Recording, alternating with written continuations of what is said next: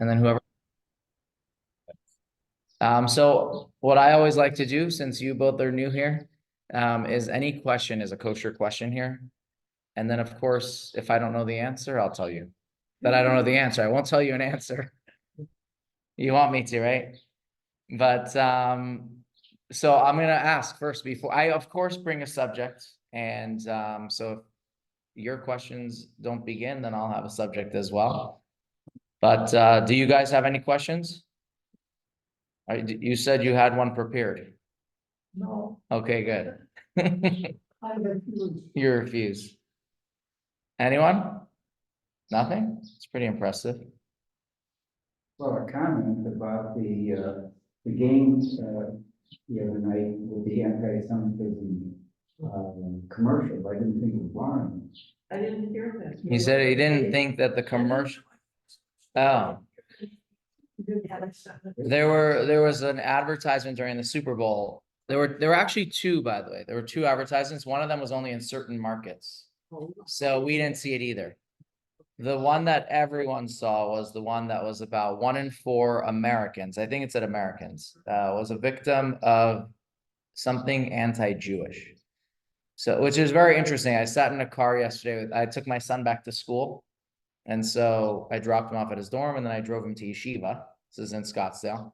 And so once I'm already driving from the dorm to yeshiva, everyone asks if they can get a ride. So I had a full car, 4 boys plus me.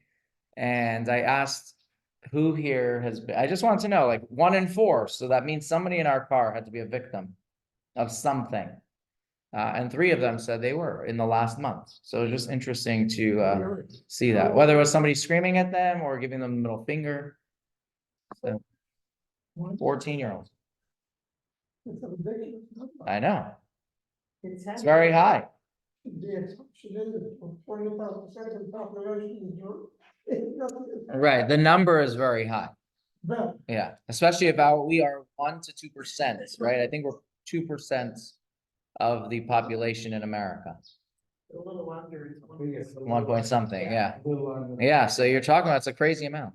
That includes religious, not just Jewish. No, they said Jews.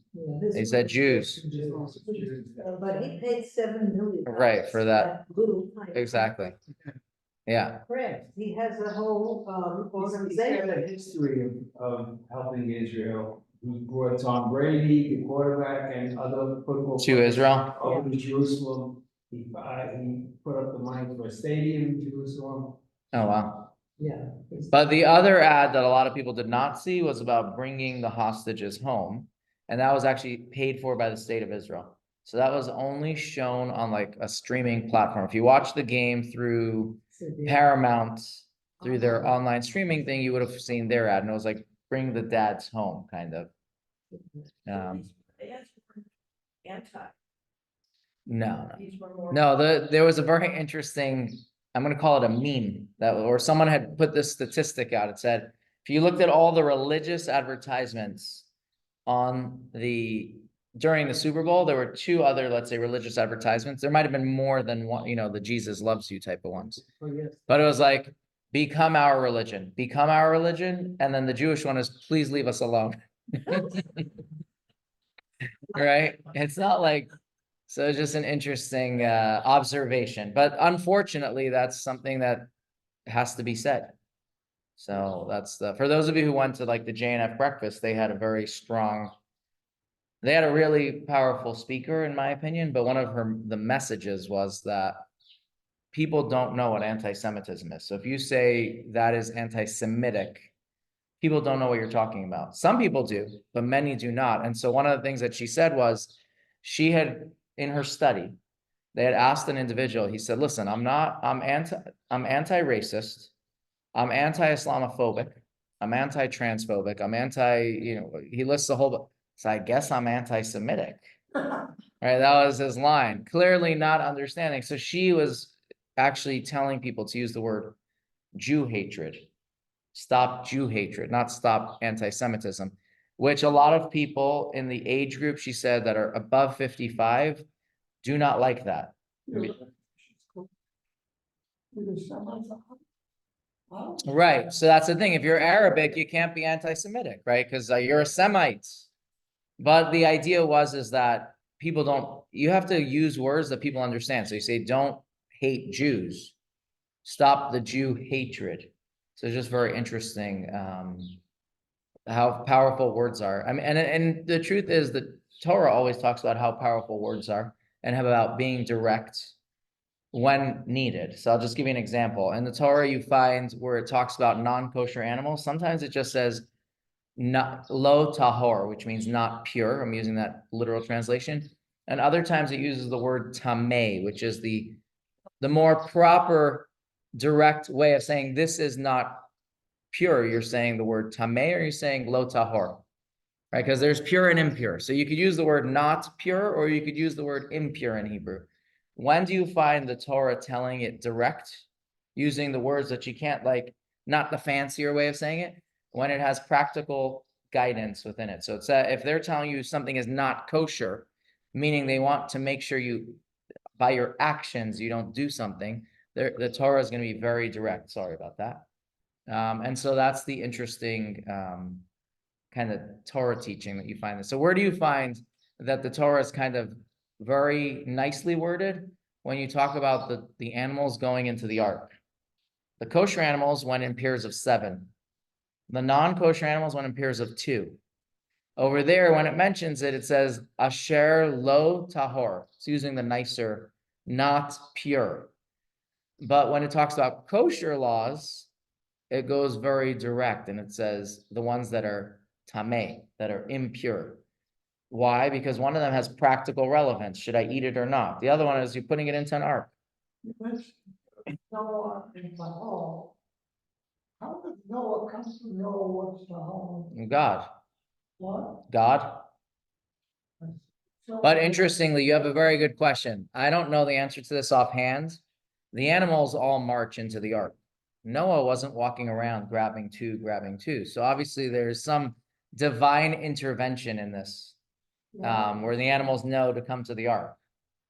No, I try to assume that since the Torah was written for at least 40 years, more than 40 years later, 500, whatever it is, when the Torah was written, the information got through to the Torah saying that's what he did, rather than he knew what he was doing.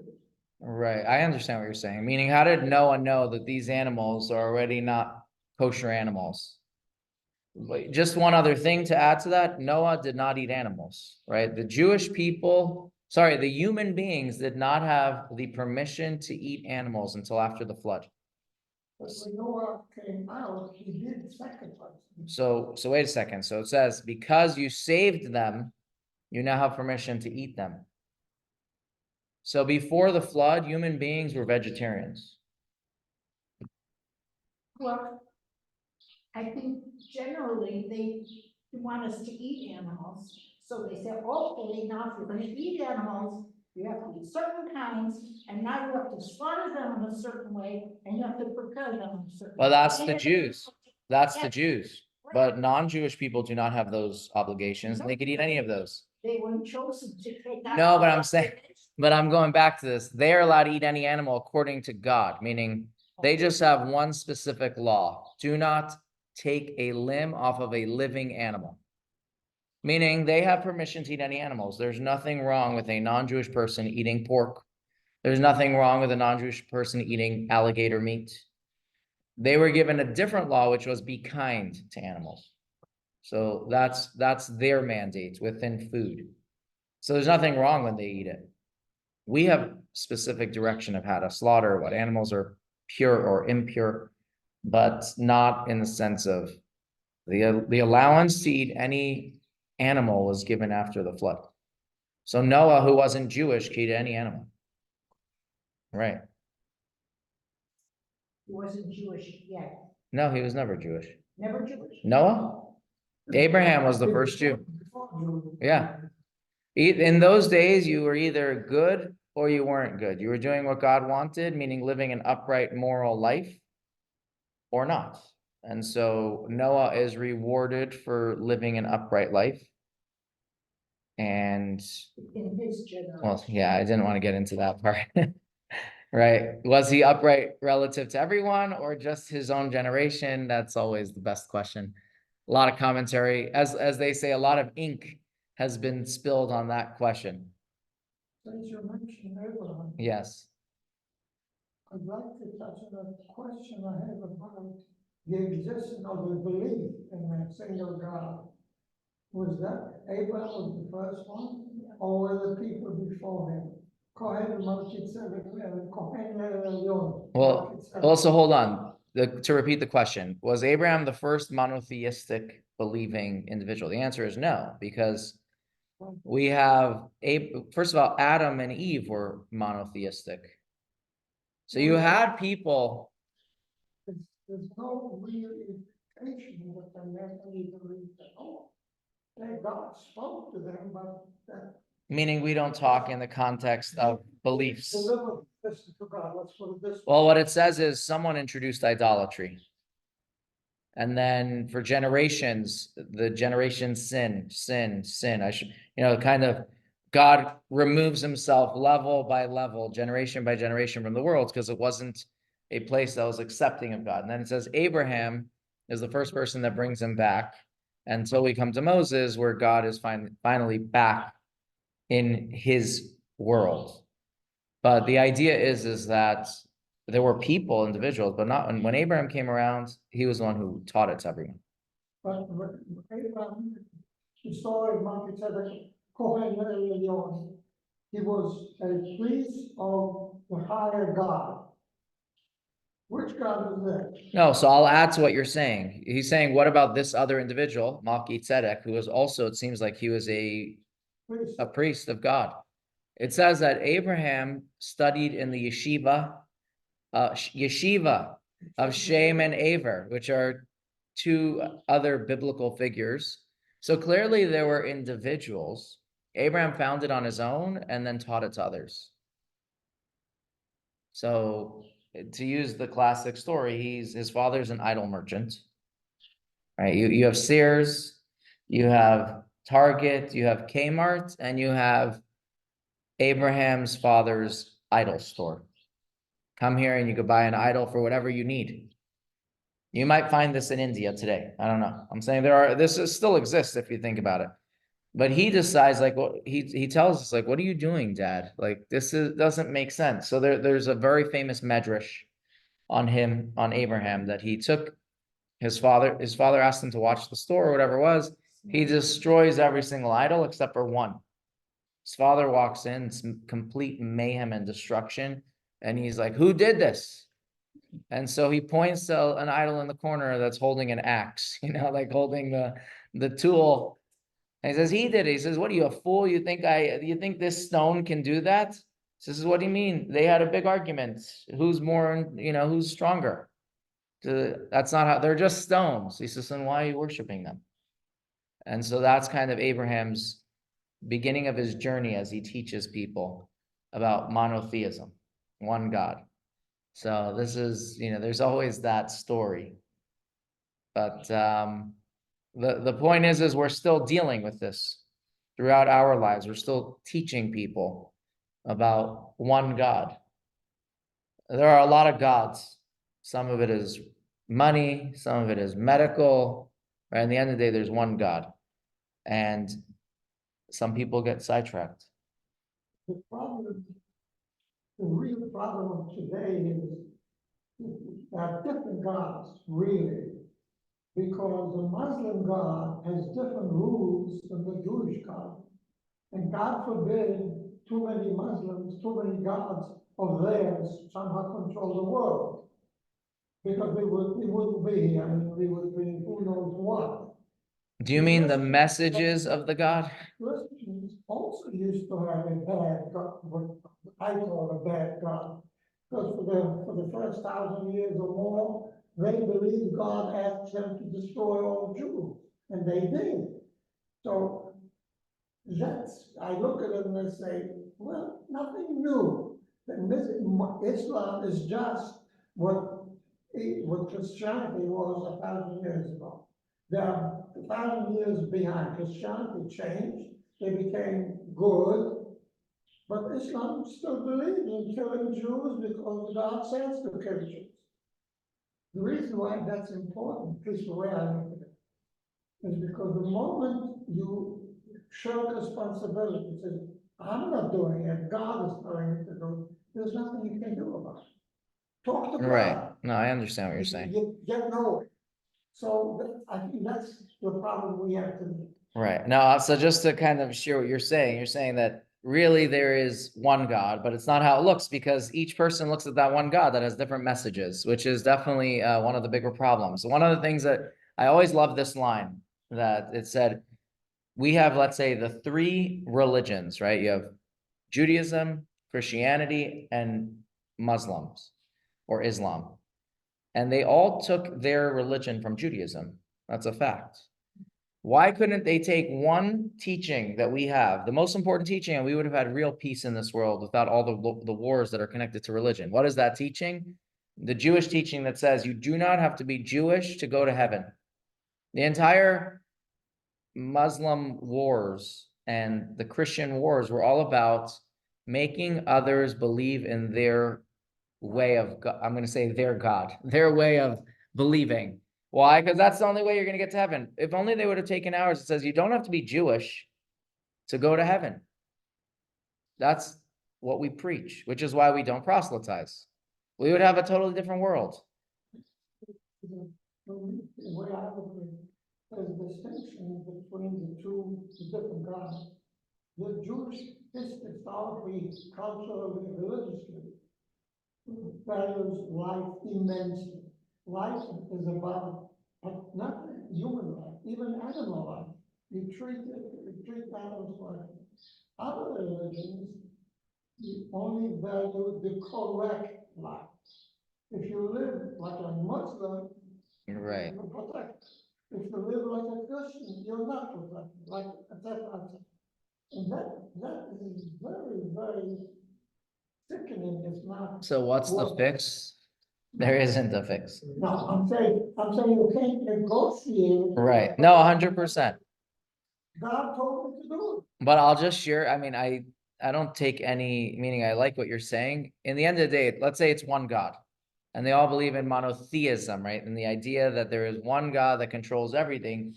The message of that God is what they're disagreeing about. So, which means, is it the same God? It's this all-knowing God. But what does this God want from us is where they kind of divert. But interestingly, if you want to talk about something very interesting, in Judaism, we look at, let's say, Christian Jews. How do we look at Christianity? Where you talk about in there, let's say the Trinity. I'm going to use that specifically so nobody calls me out on the rest of Christian beliefs. The Trinity, according to Judaism, is idolatry.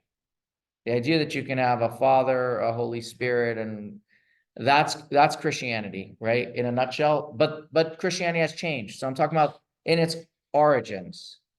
That's idolatry. That's putting more than one God out there, if you want to call it that. Then you have Islam, which is called shituf in Hebrew, which means partnership. And that's actually not considered idolatry in Judaism. Jews cannot believe that way, but others can, because they don't look at the prophet as a God. And so they have one God and a prophet. So it's actually different than Christianity. But we as Jews cannot believe that way. Others can. So the religious conversations are very fascinating. I don't study that. That's not my expertise, as they say. But I can point you to the right websites as they, I actually get a weekly email from Jews for Judaism, which I happen to like a lot. It's always connected to like the Torah portion. The Jew with the beard down to the Is that how he looks? No, I think it's shorter. I think it's shorter, but no, that's another guy. I'm talking about Jews for Judaism, a Jewish rabbi in California who fights missionaries. He helps Jews who are kind of getting pulled into whatever person is pulling them. He'll have the answers, right? Because most people are not I'm just using me as an example. I go to yeshiva. These are not the texts that you study. You never do a study of the New Testament versus the Old Testament and how it's right or wrong, right? That's not what it's about. We're studying our own text, which is kind of the answer to anti-Semitism. I don't need to study their texts. I need to be very confident with the things that I am supposed to know. In fact, today I was watching a video that my mother-in-law shared on our family WhatsApp group. I have no clue who this woman is, but it's all in Hebrew. She is speaking at like an education meeting in the Knesset in Israel, and she is railing on that she took 12 years of nothing in Israeli schools. She's like, I didn't walk out of school knowing anything about my own identity, what it is to be a Jew. And I learned something more recently, I think 2 weeks ago, that even in their schools, they learn a lot of Jewish texts, right? It's not secular studies exclusively. There are certain texts that they must learn. Maybe it's the 5 books of Moses, the Chumash, maybe a little bit of Talmud. So obviously I haven't gone to their schools, but they're talking about the public schools in Israel, not the private schools. She's like, I didn't come out knowing what it means to be a Jew. What's my identity? Why I'm here? To use the words, I didn't even listen to her 5-minute speech. I listened to like 2.5 minutes and she said something. I'm like, I don't know where she learned this even after school. She said, she's like, no one ever taught me that that Jews are spiritual beings in a physical world rather than physical beings in a spirit, like kind of like that this is our world and we're going to make it more spiritual. No, it's like, no, we are a spiritual entity, a soul that God put into this world to make change and make this world a more godly place. So I don't know where she learned after school that she, gave this whole speech. It was very interesting.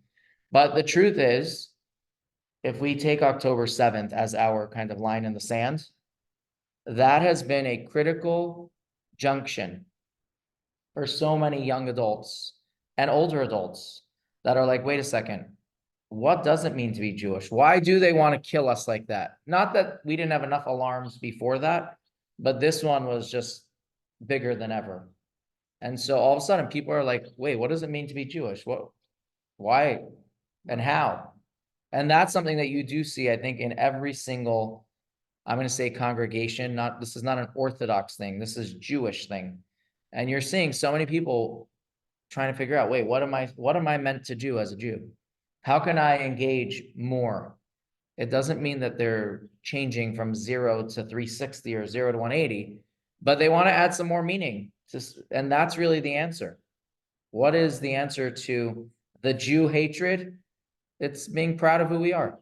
I read a thing today, and then I'll take this. I'm into sports, so this article just kind of caught my it caught my eye. It is an article about a Jewish promoter, manager, marketer for sports. And he keeps Shabbats. And he didn't grow up that way. He met a rabbi on the Upper East Side, maybe 10 years ago. And as he got to know him, it's probably like 15 years ago. As he got to know him, he kind of tuned into his Judaism. And one of the things that he stopped doing was working on Shabbat. Now, if you are in the sports world, just to use the Super Bowl as a good example, this past weekend, there were parties all week leading up to the Super Bowl, plus Friday night, Saturday night, and of course, Super Bowl day. You realize he is not at those parties from Friday night through Shabbat, which means you turn down or possibly could turn down a lot of big clients who like, no, we need you here. So the question is, does it hurt his business or not? And the answer that he gives, it's a young guy, he's probably 35, 40, I don't even know. I think it said he's married 10 years. So he said, on the contrary, people respect him. And I liked what he said. I'm going to share how he said this. Every single sports individual who's on a team, a professional athlete, has a rigid schedule. They got to do their trainings in the morning. They have to go to bed on time. They eat very strict diets. They're very, very, very, I'm going to say, regimented, and it's important that they keep this schedule or they'll run out of whack and it can affect their game. So they said they respect that I too have a routine that I stick to, right? And I am not available on Shabbat. For them, that might be a different day. So it doesn't hurt his business, but it gives them another respect for him. Now, that's a beautiful thing, right? Religion should be that. That's like people respect you even though they don't agree with you. It's not their religion, but they respect your choices and that you are firm in your beliefs. So I think it's quite powerful. Talking about respect. Yes. Religion. This is a side issue. I know an individual who has been dealing with Abu Dhabi Islam. He's 30 years. He does trade with them and everything. And I asked him, he wears a kippah. Goes to Abu Dhabi with a kippah. And he never shirt, I go, shoot. And I asked him, I said, you know, how they react? He says, what? He said, they appreciate me, they respect me. You know why? Because I'm religious and they are religious. So they don't make a distinction that I'm Jewish or not. You have a God, like I said before, it's the same God. I have a different approach with him. And he said, for the 30 years, he's been dealing with them like friends. On the other hand, on the other hand, if we're probably being very honest, he's dealing with moderates. Right? Because like, think about it. Think about this. I always think about this, nothing to do with October 7th. Think about how many Americans, I'm not even going to Jews, have died in Afghanistan, Iraq, wherever it was, just because, and they were there on peace missions to help. Kidnapped because they're American, killed because they're American. These people had every love for, they were looking beyond every part that they didn't necessarily agree with of these. So I say, it just takes one extremist to kill him on the streets. It's culture. Yeah. It is a culture. In Abu Dhabi, they have very well, they're educated, they have university. Consequently, they begin to think and say, you know, why am I hating a Jew at some point? Right. The primitive Arab doesn't do that. The primitive Arab feels appreciate that, or connected in there is God and what is God in English? In his church, and he said, kill Jews, and he goes and he kills Right. Jews because his leaders told him. Right. That's, and I think historically that's explainable. When Dayan established a Arab university, he had in mind. To educate them. Enlightenment. What? Enlightenment. Yes, he had an educating. Right. That, and then you can deal with it. It didn't work. Right. I do think that, I think for most of us, when you look at the type of crime or the type of brutality, I don't want to use the word crime, it's beyond crime, of how they murdered people. You're like, this is third world style. It's the same style that cuts off hands for stealing. It's the same style that does honor killings, right? And we look at ourselves, we're like, the world is so far beyond that, and they're not. And so when you want to deal with somebody, you got to talk in their language, unfortunately. So what is the answer? I'm not a diplomat, but that's clearly, you're not talking with somebody who talks in your lane. That's what I'm saying, it's a cultural difference. Right. It's the way you think, and you can't change this in 1 week, you Right. can't change this in 10 years maybe, but I suggested, and as one of I think is to drop leaflets, educating the gathering, to tell them, listen, I'm sure that leaflets won't mean 100%, but you educate 10% of that population, you have accomplished it. Right. Because that begins to change. You need to start at the beginning somewhere. Yeah, no, I think it starts, I think we all agree. It starts with their schools, which right now are run by people who, yeah, that's their problem. Yeah. Hopefully that if there's anything successful about this, it's not just that you get rid of an entity that controls them. It's about educating and making sure their books do not preach this Jew hatred. You want to add something? You know, all religion is good, but they want certain religions, even the Christian and evangelicals, they want everyone to believe what they believe. And Christ said, turn your other cheek and, live and let live, but they don't even follow their own rules. That's Yeah. because they believe that we are preventing the second coming of Christ. Because we don't believe. I think I shared this here once, but I always found it so fascinating. In the 1500s or end of the 1400s, England had expelled Jews. Right. And so 1500s. And so there was a rabbi who I think lived in Belgium who wanted to get the Jews back into England. And the argument that he used, I always find so fascinating.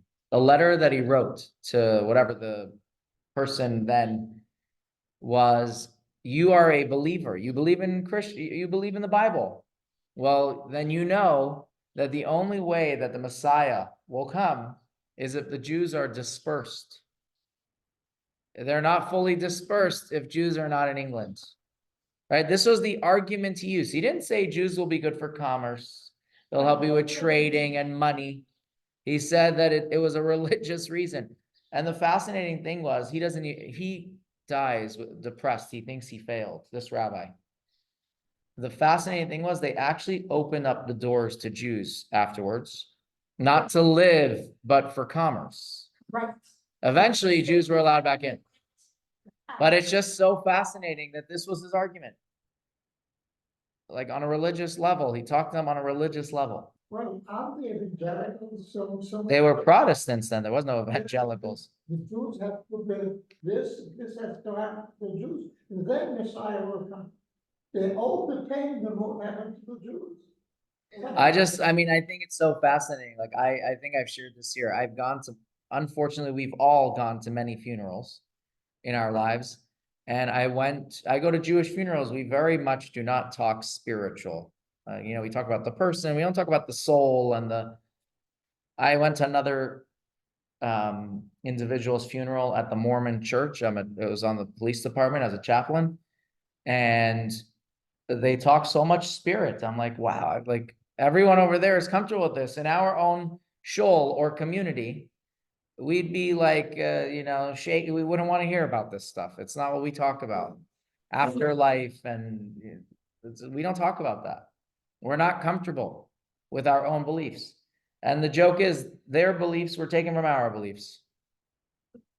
Right. So like, I thought about that when I walked out. It's just like, if I did that at a funeral, I would have lost, first of all, the family wouldn't want that.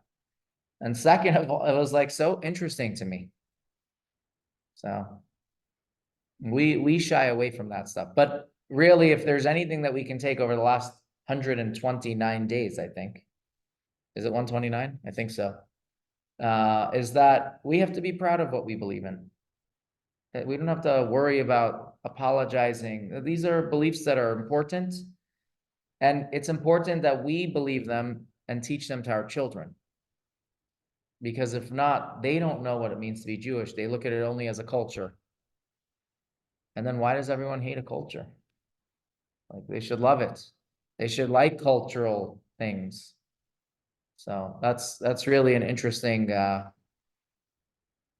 think, point that is now happening more and more. Karen, do you have any questions since you're very quiet over here?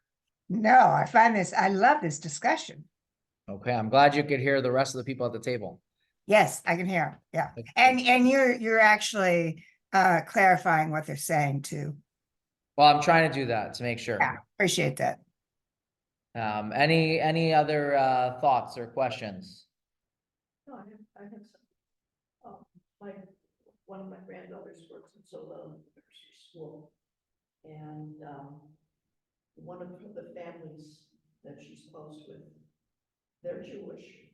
And they only went to Solel for nursery school, but they just enrolled their children in Hebrew. Because of October. And I've heard and read that a lot of Jews are now going back. right. That's the proper way to put it, but they're becoming more proud of being Jewish and are taking an interest in wanting themselves to know what it means to be Jewish. So. Yeah, no, it's definitely the phenomena, but that's nice to hear. Go for it. I'm just had a thought when you talked about what it means to be a Jew. I did not grow up in a religious atmosphere.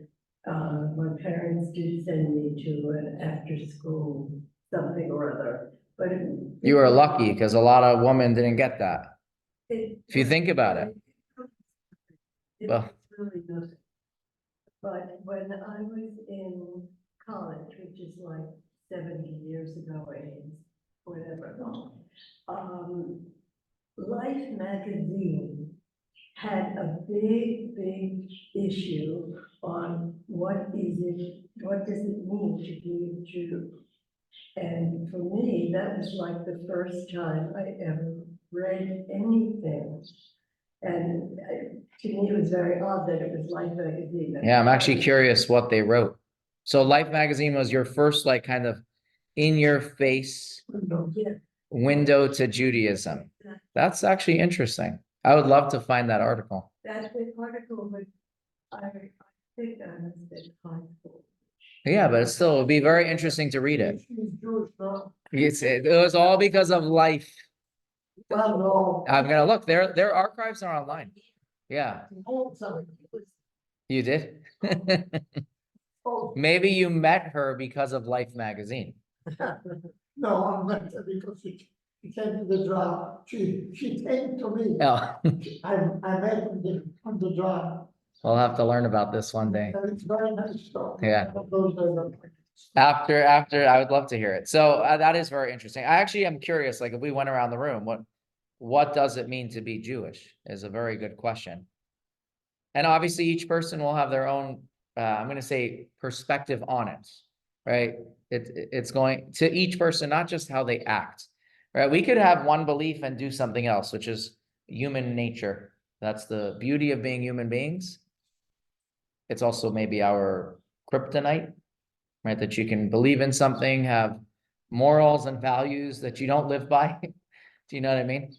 But not because you don't want to. That's our challenge. We have real challenges that are there, and they're there on purpose.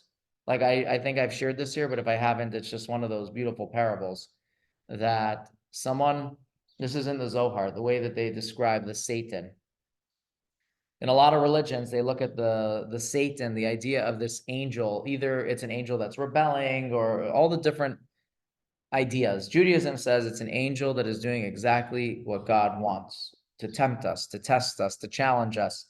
And the parable that they give in the Zohar is a king has a child who's raised in the palace, and you can imagine that's a perfect education, and he's never really challenged in the sense of, are the teachings effective? Your young child, my young child, you teach him something when he goes into class and you're not there and he does the right thing, it's because of the teachings. The king's child grows up in a perfect place. There's never a challenge. So what does he do? The king hires the most famous prostitute of his land.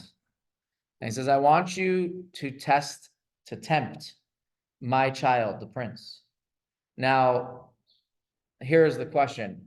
If she is successful, means the child failed, right? Is the king upset at the prostitute? No. Right? He's asking her to do this. And if she is unsuccessful, she did her job. Her job was to tempt him. See if the teachings have worked. See if his upbringing has worked. And so she is doing exactly what God, right? The king wants her to do. And so that's the same thing for us. God roots for us. But in order to create the system of not just giving us everything on a golden platter, where we have to work to make the correct decisions and therefore receive a reward for those correct decisions, you have to have a challenge. You can't just be given, oh, this is good, and we always know it's good. There has to be something that is equally pulling you in the opposite direction. And so that is Satan's, the Satan. It is an angel that does exactly what it's meant to do, to challenge us. That talks about it. What about him? That's basically testing your Right. justice, testing Yeah, the whole, Job who suffers. yeah. Yeah, I mean, the questions if Job's story is real or a teaching, right? That's part of that conversation. But yeah, The idea here is that each of us we can know what's right and still do something else. That's normal. Is it good? I mean, that's where we work on ourselves. So I always say this, I've said it here many times. In life, it's not all or nothing. So if you want to do something Jewish because you feel like you want to do something different, you don't have to say, I either do everything or nothing. You can say, just like they have Taco Tuesdays, you could have Kosher Wednesdays. That's my line. Right? Whatever day you choose and say, my breakfast on Thursday or my lunch on Wednesday is going to be kosher. Maybe the other days it's not, but God appreciates that Wednesday lunch. Oh, one mitzvah leads to another. Correct. But there's another interpretation to that line, right? It says the reward for a mitzvah is a mitzvah. So some people say it means when you do a mitzvah, and by the way, these are both correct. Some interpret it that the mitzvah will lead you to another mitzvah. That's why the reward for a mitzvah is another mitzvah. But there's a much deeper teaching, which is the reward for a mitzvah is the mitzvah. It's the connection to God through doing that mitzvah. And those are our avenues of connection. So but if I come back to that first question, if somebody asks you, or you're asking for yourself, like, what does it mean to be Jewish? It's a heavy question, by the way. The answers could be heavy or light, and they could be the same answer. But I don't need the answers here, but it's a good question. I'm happy if you share, but Question should really be, is being Jewish involved in being religiously Jewish? Does religion have anything to do with being Jewish? no, now you're going so deep on me. No, no, because many different, they have that problem. Right. And so I have very good friends that he was a great politician and so forth. And we talked about that, and he says to me, when I had bar mitzvah, when I had my kids bar mitzvah, I went to an Orthodox shul. I said, but you're not Orthodox. He said, but I'm Jewish. I'm not gonna go to a Reform shul and bar mitzvah. It doesn't mean anything. So I'll tell you something interesting from this point, that in Israel, you find that, right? In Israel, you find that the Reform and Conservative, which is Masorti, are very small there. Why? Because Sephardic, I think it's more like the Sephardic, where you see, if they're going to do it, it's the way that they've always known it. Right. And so it doesn't mean that they keep Shabbat. It doesn't mean anything. What it means is this is their rabbi. When they need a Jewish thing, this is their address. But if they start thinking about the whys and the whats, they have to still have a conversation. So I don't have the answer to that. But I do know in Israel, that's for sure what happens. In America, in America, it's definitely a different conversation. I don't know why it's like that. It happens in Israel more than here, because our religion is connected to the land. We justify most of we say it's our land based on what? The Torah. God gave it to us, Bible gave it to us, which means without religion, we won't, and theoretically, Right. we can lose the land. But nobody in Israel will tell you, I'm willing to lose the land. Maybe some do, but I'm saying. Well, the original lines of Herzl it wasn't about Israel, it was about having our own country. If it was Uganda, that would be fine. His was never about the land, it was more about Jews and fighting anti-Semitism. But it comes from a religious home. Yeah, but you know that he said, by the way, I don't know if I've ever shared this. There's an amazing video on YouTube if you want to really learn about Herzl and what he believed. They take quotes of his, they go on the street, they read the quote, and they ask somebody who said it. And people think it's anti-Semites who said it. Hitler was quoted as one. I mean, he was anti-religion. He just had a problem that Jews, regardless of their religion, were being persecuted. So he said if he could convert every Jew to Christianity, he would solve anti-Semitism. But because he won't get the religious to do that, he went to step 2, plan B. It's a quote from him, written. The Hebrew literature, after Ginsburg, and so forth, they had a distinction between being a Jew at home or a Jew and outside. He particularly says, be a Jew at home. But when you're be a- outside, interesting. So they then didn't make the distinction. Somehow, being a Jew wasn't religiously Jew, but some sort of identity which you keep at home and you lose the identity. When you walk out. and you- There's a line, someone said, the threshold of the shul, see, not even at home, of the synagogue, like, that's where religion ends. So it starts in the shul, and by the way, that brings up all the questions. What do I mean by that? If you are somebody who struggles with the male-female disparity in Judaism, to use the words that you'll hear from others, it's because you believe or have been taught that Judaism is the synagogue. Because that's is in the synagogue. Because that's the only place where you really see the difference. Everywhere else, you'll find either it's equal or women are on top. But in the shul, it's true. You will see that. So that's that's where people don't live Judaism at home. They don't see that. It seems like it's a very masculine religion. But if you start living Judaism, you learn women have the same obligations. Almost. Right. I'm saying that you're going to find those things. So that's a conversation, but you are correct to go back to what you said. The Torah is definitely the premise and the foundation of the land of Israel. And if you don't believe in the Torah, you don't believe in God, then what is our right to the land?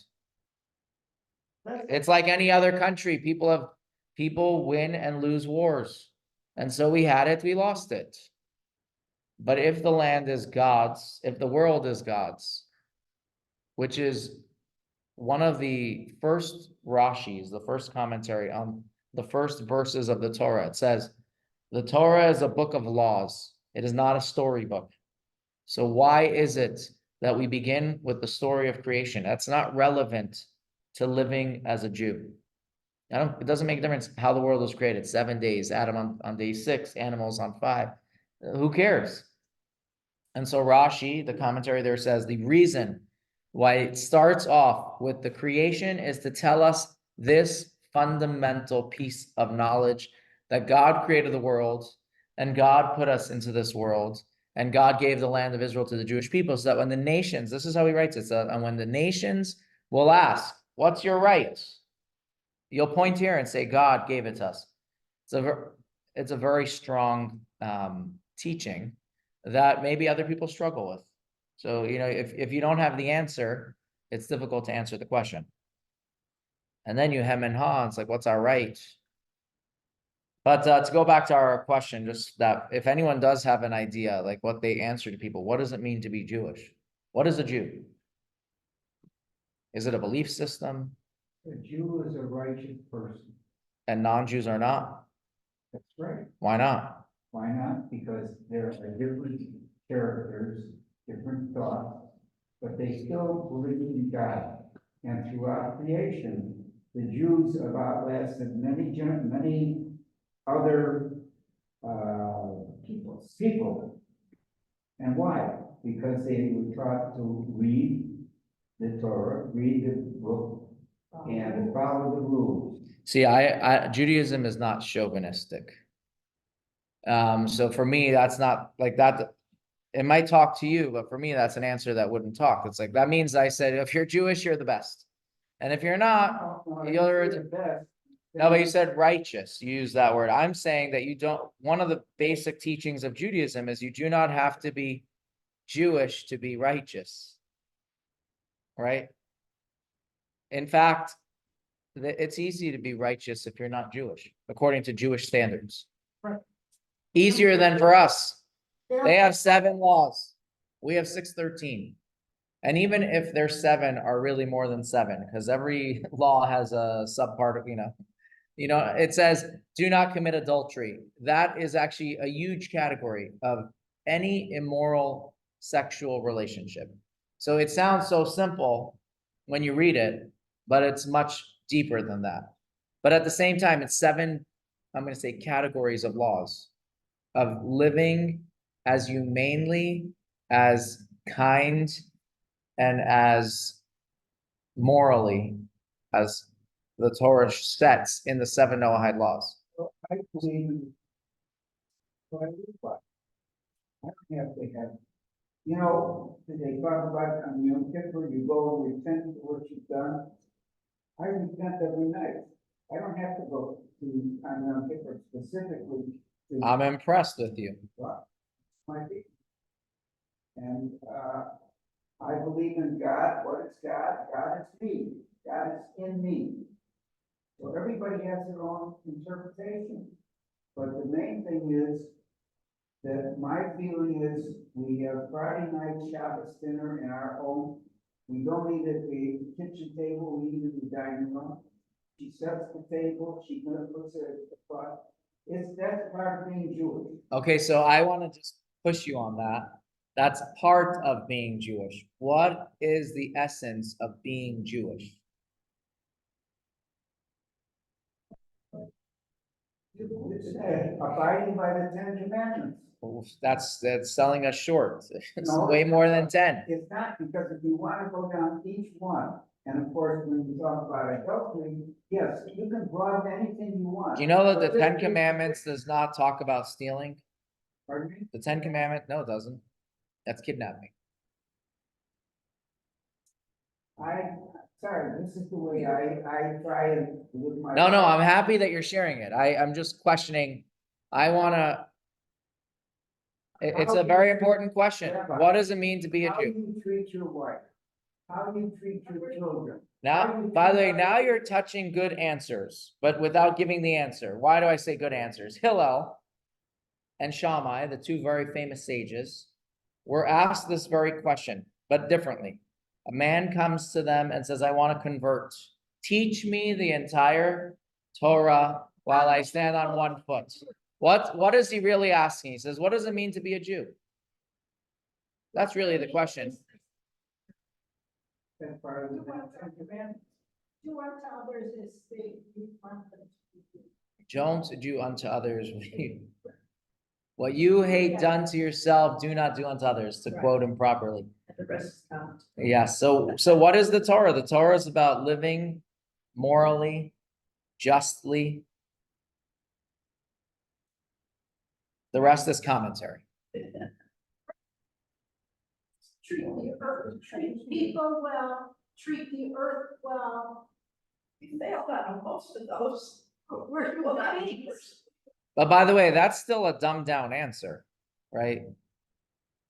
I mean, if you told that to someone, say, okay, that's what Buddhism teaches and that's what Christianity teaches. To a degree. All right, then what you're saying is that everybody followed their religion and did what their religion said to do, we wouldn't have wars, we wouldn't have people want to put animals killed to eat. That's right. Humans are the only ones that kill for gain or for power. Not to eat? No, I think we are eating our fellow man at this point. Oh, you mean killing people? Got you. Yeah, yeah. So. But this is a real question that I think we have to ask ourselves every day. What's my purpose here? Why am I here? It's not only about being nice to my neighbor. Well, maybe you're here to be nice to your people. That's part of it. Yeah, you want to add something?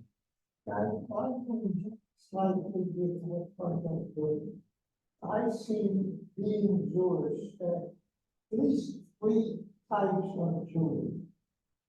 First one, Orthodox, for him the Torah, everything goes away. That's clear.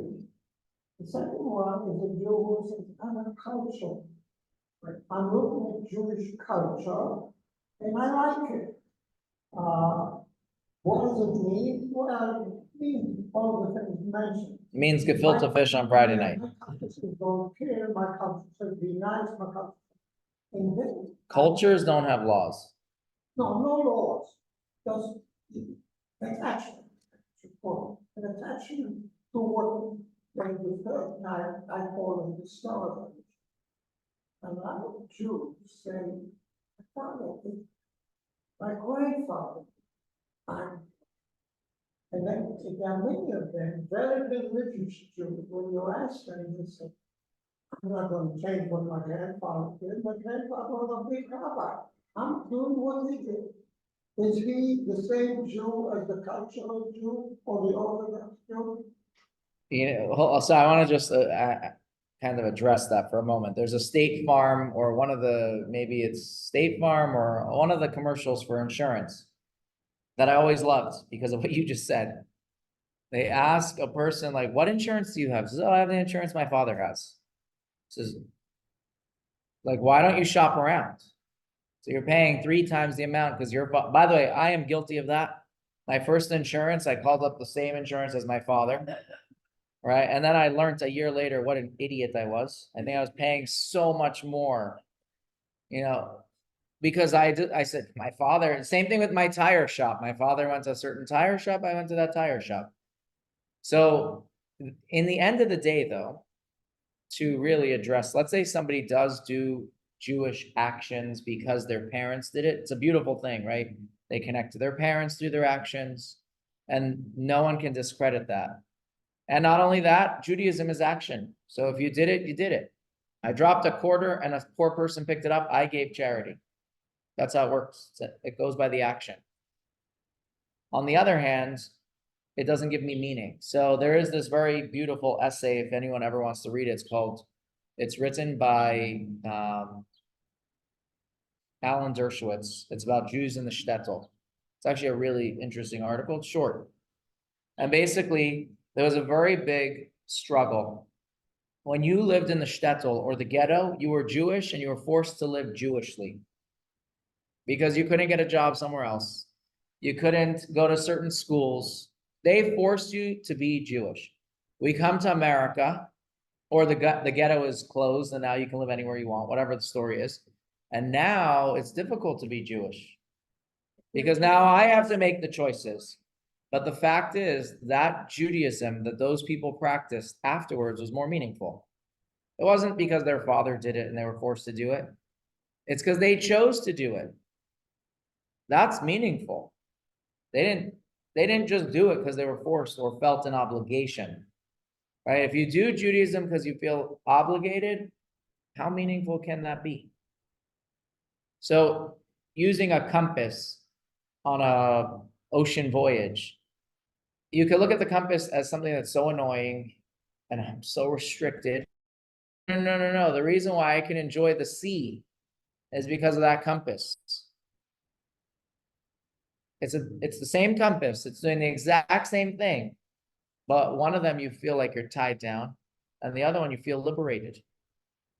So it doesn't take away from the fact that the first person who feels tied down, that compass is still getting them wherever they're going, but they're not enjoying it. And so in Judaism, it's the same thing. If I look at all the Jewish practices that we have and look at them as very oppressive and restrictive, eventually I'm going to hate it. I'm not going to teach it to my children well, because I never liked it. I did it because of my parents, and I don't want to make them feel bad. And as soon as they pass away, I'm going to stop because I'm not offending them. You're just using the different things. That's not how we, first of all, it doesn't show any value. And number two, we're not good teachers to make sure our children will also appreciate it and live it. So I'm not giving an answer here. I think it's an important question that we all have to kind of address. What does it mean to be Jewish? And if we don't have the answer, I think that we aren't living up to our own potential. I use that word. So not in a negative way, but we could feel so much more, I'm going to say, fulfilled and connected. And so that's really why we learn and why we search. And we don't sit still, because an answer that works today has more meaning tomorrow.